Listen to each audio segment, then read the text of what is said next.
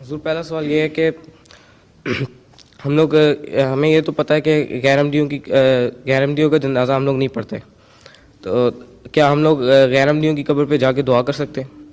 कर सकते हैं। कर सकते हैं। और जनाजा भी एक ऐसा मसला है जिसके मुतल्लिक वजाहत होनी ज़रूरी है। गैर अहमदी अगर कहीं कोई जहाज़ मसलन क्रैश कर जाए, अक्सर जगह दुनिया में जमातें मौजूद हैं मगर वो दूसरे लोग नहीं होते, तो किसी मुसलमान को बग़ैर जनाजे के दफन नहीं होने देना। ऐसी सूरत में इस तहकीक की ज़रूरत नहीं है कि उसका मज़हब क्या था। हज़रत खलीफुल मसीह सालिस ने एक दफ़ा डेनमार्क में यही फतवा दिया था और उसके वजह से नमाज जनाजा अहमदियों ने पढ़ी थी। गैर अहमदी भी साथ शामिल हो गए होंगे मगर मालूम नहीं था कि वो कौन है, किस फ़िरके से ताल्लुक़ रखता है। तो ये बात अच्छी तरह याद रखो कि हर मुसलमान का जनाजा ज़रूरी है।